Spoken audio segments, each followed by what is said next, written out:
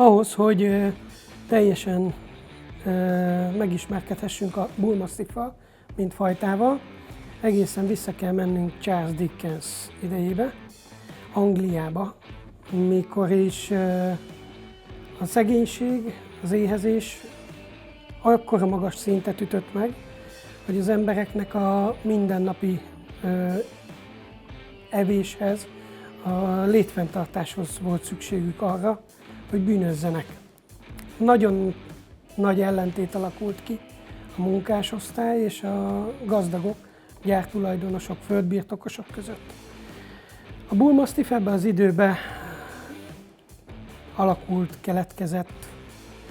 A célja az volt, hogy a nagy birtokosoknak a területét, a vadállományát megpróbálják védeni a vadorzók ellen. Ahhoz, hogy ezt a feladatot ellássák, kifejezetten egy robosztus, erős, ugyanakkor robbanékony kutyára volt szükségük, aki viszont mérhetetlen nagy intelligenciával és magabiztossággal rendelkezik. Ehhez az ősi angol bulldog fajtához és a másik szintén angol fajtához, az angol mastiffhoz nyúltak. A két fajta keresztezésével, különböző arányban történt párosításaival hozták létre a Bull Mastiffot. Először bikafogó kutyának hívták, de ebből a fajtából alakult ki később lépésről lépésre a Bull Mastiff, aminek a legfontosabb jellemzője talán az a temperamentuma, a karaktere. Hihetetlen kiegyensúlyozott fajtáról van szó. Ami nagyon fontos volt annak idején a feladat ellátásában, hogy úgy kellett elkapniuk a vadorzókat, hogy földre teríteni, megfogni, tehát saját magukat is megvédeni ellenük, de lehetőleg nem szétmarcangolni őket, és olyan állapotban megtartani őket, hogy később bíróság elé lehessen őket állítani. Ehhez hatalmas testi erő kellett, és iszonyú higgadtság és kiegyensúlyozottság. A Bull Mastiffról tudni kell, hogy földre dönti áldozatát, lehetőség szerint ott tartja, viszont nem tép, nem marcangol egyáltalán.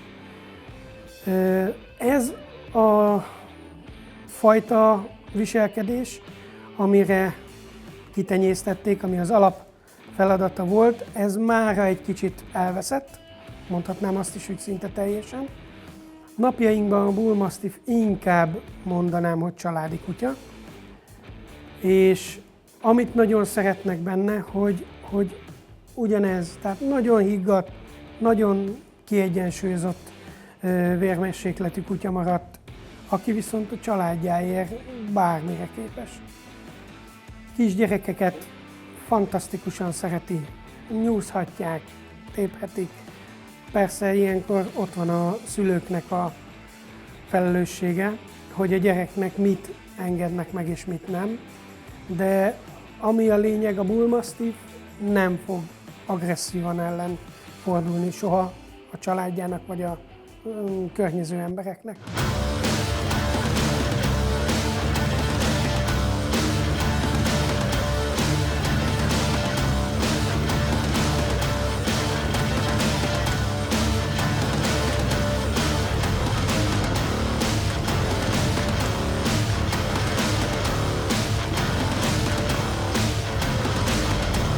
Azoknak a gazdáknak ideális a kutya, akik sok időt tudnak vele tölteni, tehát legalább a család egyik tagja az napi szinten otthon tud lenni vele. Nagyon nagy szüksége van az ember közelségére.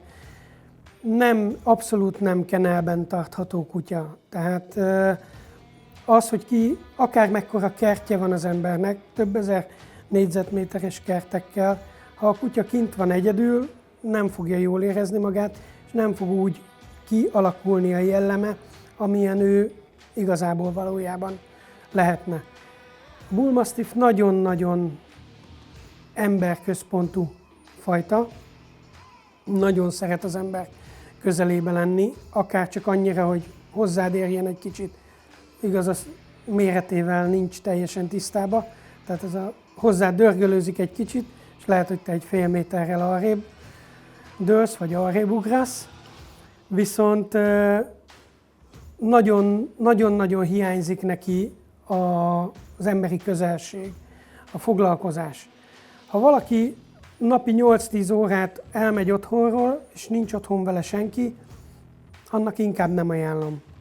Tehát olyan ember válasszon Bull Mastiffot, aki vagy szabadabban tud dolgozni, tehát kötetlen a munkaideje, vagy tényleg a családba úgy tudja megoldani, hogy felesége vagy a gyerekek közül már nagyobbak, sokkal többet vannak vele otthon.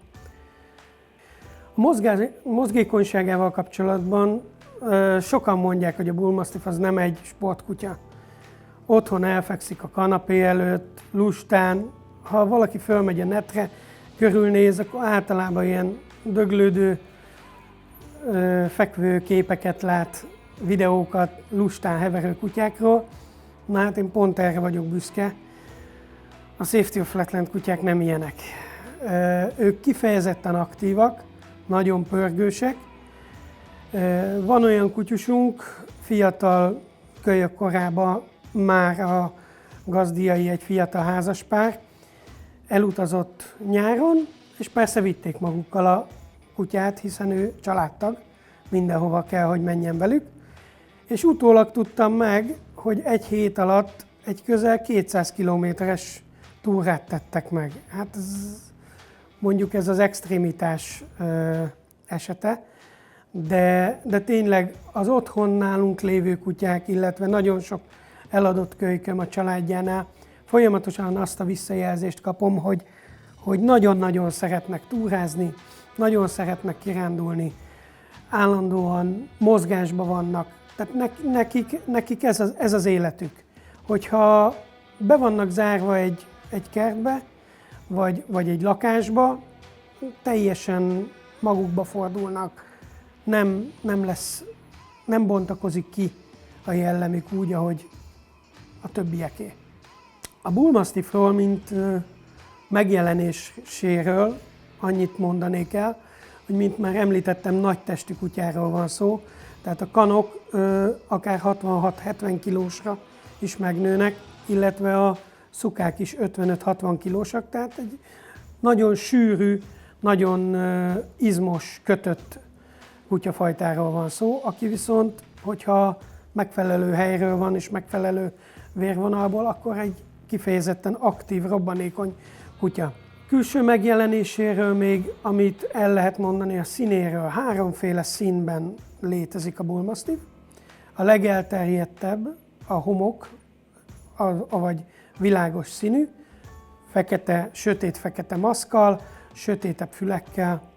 A másik, ehhez nagyon hasonló, az a vörös, mély vörös, inkább mahagóni vörös árnyalattal, szintén fekete maszkkal és sötét fülekkel.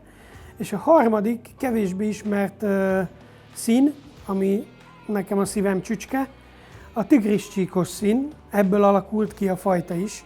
És ha belegondolunk, logikus is, hiszen az erdőben annak idején a vadorzók leginkább a tigris csíkos színt tudták, mint rejtőzködő színt használni maguknak.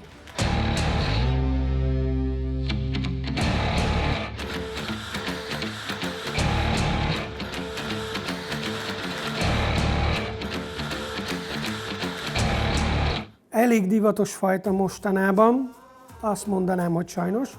Nagyon-nagyon sok ember kezdett el foglalkozni Bull Mastiffokkal, és egyre kevesebb ember fordít kellő energiát arra, hogy az egészségükre is odafigyeljenek. Ugye az összes nagy testű kutya tekintetében talán első helyen szerepel a sokak által rettegett különböző ízületi diszpláziák, amiből tudni kell, hogy nem csak a csípőízületi, hanem váll, könyök ízületi diszpláziáról is beszélhetünk. Ezen kívül nagyon jellemző a fajtára, főleg napjainkban a különböző daganatos megbetegedések, csont, különböző belső szervi daganatok, máj, veseelégtelenség. Hogy ez most alapvetően táplálási probléma, vagy genetikailag hordozzák a kutyák, én erre azt mondom, hogy is. Tehát vannak genetikailag hordozott betegségek, de sajnos a táplálással is nagyon nagy mértékben befolyásolni tudjuk ezeket a dolgokat. Amit kevésbé jellemző, de néha előfordul, főleg nagy melegben, különböző bőrproblémák. Napjainkban már nem arra használjuk a Bull Mastiffot, mint eleinte. Már említettem, hogy családi kutyaként leginkább használjuk a fajtát, illetve néhol, például Amerikában rendőrségnél még aktív állományban lévő kutyák, néhányan használják kutyaiskolára, engedelmességi vizsgákat végeznek velük, illetve egy másik elég népes tábor pedig kiállítási kutyaként használja, vagy szerepelget a kedvenc kutyáival. Itt meg kell említenem, hogy nem csak tenyésztők szerepelnek kiállításon, és nem csak velük lehet találkozni, hanem gazdik, egykutyás gazdik, akik a saját kedvencüket egyszerűen azért elviszik, mert úgy gondolják, ha nekik tetszik, akkor hát ha más embernek is tetszeni fog. Na most ezek a gazdik azok, akik igazán nagy színt tudnak vinni egy kiállítás életében, és nagyon sokszor olyan kutya van a kezükben, akiről még ők sem tudják pontosan, hogy mennyit is ér ez a kutya, és amikor elkerülnek mondjuk egy-egy rangos eseményre, egy világ Európa kiállítás, esetleg egy világkupára, és ott nyer a kutyájuk adott fajta vonatkozásában mondjuk akár 200-300 kutyából, akkor döbbennek rá, hogy te atya úristen, ez az én kis kedvencem, ez az én kutyám. És őt látta mindenki a legszebbnek. Ezek olyan jó pillanatok. Én nagyon régóta járok kiállításokra, mondhatom, hogy elég eredményesen. Kevésbé érdekelnek ezek a kiállítási eredmények, nem is nagyon szeretek róla beszélni.